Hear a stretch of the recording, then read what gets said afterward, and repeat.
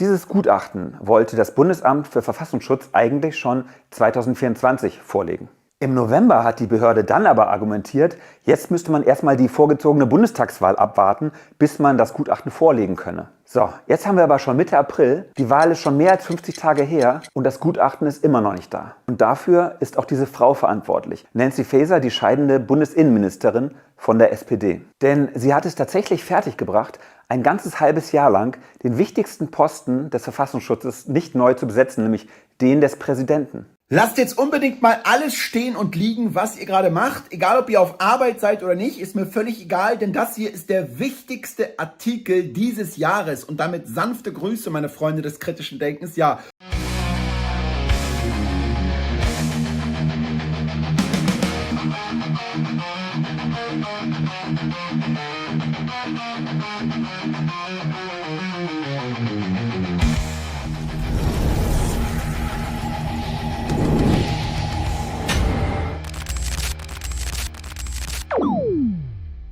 Hey Leute, willkommen in der Realität. Was, wenn man eine politische Partei nicht mehr inhaltlich besiegt, sondern einfach verbietet? Genau das planen die Altparteien gerade mit der AfD. Aber warum liegt das Gutachten des Verfassungsschutzes immer noch nicht vor? Nancy Faeser hat sich doch eigentlich vorgenommen, da endlich Klarheit zu schaffen, oder? Aber der Chefposten beim Verfassungsschutz ist immer noch nicht besetzt. Und da fragt man sich, warum finden Sie keinen, der auf Linie ist? Und jetzt kommt's noch heftiger. Aktien mit Kopf hat da was rausgehauen, das hat mit Verfassung nichts mehr zu tun. Was da im Hintergrund abgeht, ist wirklich krass. Schau dir das Video an, um zu erfahren, was da wirklich läuft. Vergiss nicht zu liken, zu abonnieren und vor allem zu kommentieren. Ich bin gespannt, was ihr darüber denkt. Auf geht's! Dieses Gutachten wollte das Bundesamt für Verfassungsschutz eigentlich schon 2024 vorlegen.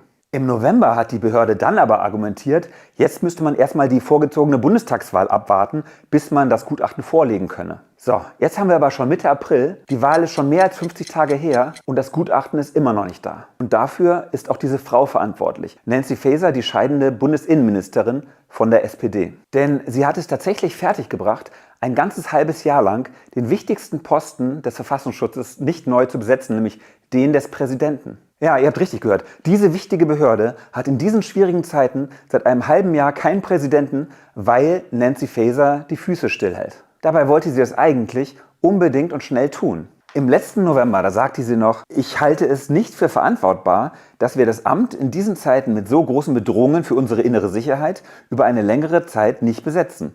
Tja, und da hatte sie recht. Und dann noch, ich werde über die Nachfolge im Amt des Präsidenten so schnell wie möglich entscheiden. Und das bedeutet vor der Bundestagswahl und möglichst noch in diesem Jahr, also 2024. Tja, aber leider hat Nancy Faeser ihr Wort gebrochen. Sie hat diese Stelle nie besetzt. Und Faesers Ministerium behauptet neuerdings auch, ja, das Gutachten könne noch gar nicht vorgelegt werden, weil es sei noch gar nicht fertig. Und vorgelegt werden soll es jetzt übrigens frühestens, wenn der Verfassungsschutz einen neuen Präsidenten hat.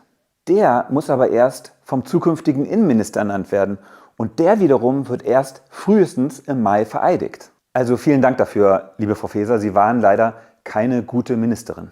Und jetzt kommt der Teil, der mich wirklich sprachlos macht. Während Faeser also scheinbar keinen passenden Verfassungsschutzpräsidenten findet, der auf Linie ist, deckt Aktien mit Kopf in einem neuen Video etwas auf, das alles in ein anderes Licht drückt. Ein möglicher Plan, um die AfD zu verbieten? Auf geht's! Lasst jetzt unbedingt mal alles stehen und liegen, was ihr gerade macht. Egal, ob ihr auf Arbeit seid oder nicht, ist mir völlig egal, denn das hier ist der wichtigste Artikel dieses Jahres. Und damit sanfte Grüße, meine Freunde des kritischen Denkens. Ja, und die Altparteien haben sich jetzt zusammengeschlossen und wollen einen Plan durchsetzen. Dieser Plan sieht vor, die AfD noch vor der nächsten Bundestagswahl, die ja für 2029 angesetzt ist, zu verbieten. Und damit die das umsetzen können, also damit meine ich jetzt nicht den Verbotsantrag bis dahin, nein, die wollen, dass die Bürger von Deutschland im Jahr 2029 nicht mehr ihre Stimme für die AfD abgeben können. Die haben halt Angst, dass die Partei dann stärkste Kraft wird Und da sie inhaltlich keine Argumente mehr haben, diese Partei politisch in irgendeiner Art und Weise zu stellen, dieser Zug ist komplett abgefahren, wollen sie jetzt diesen demokratischen Wettbewerber aus dem Weg räumen. Das ist der Plan. Darauf steigt auch überall gerade der Druck. Hier ist jetzt über Ostern die Debatte neu aufgeflammt, dass Esken, Kai Stegner, Merz wird in der Mitte in die Zwickmühle hier genommen. Der wird massiv unter Druck gesetzt, weil natürlich nur mit der Union zusammen diese Anträge an das Verfassungsgericht durchgehen können. Weil ohne die Union gäbe es ja dazu keine Mehrheit. So, jetzt hat man die Union sowieso schon dazu gebracht, das mehr oder weniger im Koalitionsvertrag festzusetzen. Und zwar mit diesem Satz, schaut mal hier, sich selbst nennen sie ja die demokratischen Parteien der politischen Mitte, ja? Und schreiben dann, dass sie selbst eine besondere Verantwortung für den Schutz und die Stärkung der freiheitlich-demokratischen Grundordnung haben. Die Koalitionspartner schließen auf allen politischen Ebenen jede Zusammenarbeit mit verfassungsfeindlichen, demokratiefeindlichen und rechtsextremen Parteien aus. Dies betrifft im Parlament unter anderem gemeinsame Anträge, Wahlabsprachen oder sonstige Formen der Zusammenarbeit. Ja, damit haben sie jetzt Merz quasi endgültig an der Angel. Und jetzt kommt natürlich wieder der Verfassungsschutz und insbesondere der Verfassungsschutzbericht ins Spiel. Ne?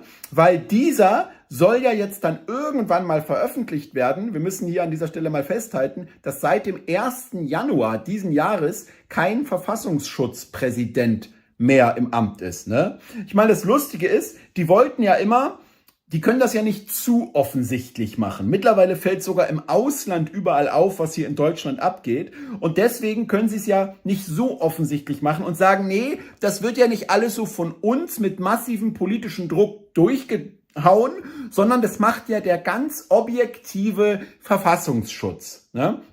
Und dann aber auf einmal der Eklat, der Präsident des Verfassungsschutzes, der natürlich auch ein CDU-Parteibuch hat und bei dem wir von Anfang an gesagt haben, er ist nicht neutral, was er auch selbst immer und immer wieder bewiesen hat, das muss man ja nur mal in seinen Interviewäußerungen nachverfolgen, ne? Stichwort, es ist nicht allein meine Aufgabe, die AfD-Umfragewerte zu senken, und zahlreiche dieser Argumente hat er ja auch vom Verfassungsschutzpräsidenten aus Thüringen, Stefan Kramer, übernommen, der sogar die AfD-Wähler als braunen Bodensatz bezeichnet hat und selbst SPD-Mitglied ist. Ne? So, und dieser ach so neutrale Herr Haldenwang kandidiert dann auf einmal für den Bundestag, für die CDU. Na, was ist denn da los? Ja, und seitdem ist halt so ein bisschen das Problem beim Verfassungsschutz, wie wollen wir jetzt noch der Öffentlichkeit erklären, dass das tatsächlich neutral zugeht? Deswegen warten die gerade. Ja, die warten einfach gerade ab, ja, bis sich vielleicht das so ein bisschen gelegt hat. Wenn das alles wirklich so stimmt, dann ist Fesers Zögern vielleicht gar kein Zufall, sondern Teil eines viel größeren Spiels. Es macht doch plötzlich Sinn, warum Faeser angeblich keine passende Person findet. Weil sie eben jemanden braucht, der nicht nur verfassungstreu ist, sondern voll auf Regierungslinie. Jemand, der ohne zu zögern seinen Stempel unter ein AfD-Verbotsverfahren setzen würde. Ich sag's euch ganz ehrlich, was wir hier gerade erleben, ist keine offene demokratische Debatte. Das ist das genaue Gegenteil. Eine Innenministerin, die auf Zeit spielt, ein Verfassungsschutz ohne Leitung und im Hintergrund laufen offenbar die Vorbereitungen für ein Parteiverbot, während gleichzeitig Millionen Bürger diffamiert werden. Wer da noch glaubt, es gehe um die Verteidigung der Demokratie, der hat nicht verstanden, wie Machtpolitik funktioniert. Das war's von mir für heute. Was haltet ihr vom Fesers Mangel an Konsequenz und dem ganzen Chaos? Lasst es mich in den Kommentaren wissen. Wenn euch das Video gefallen hat, lasst ein Like da und abonniert, um nichts mehr zu verpassen. Bis zum nächsten Mal.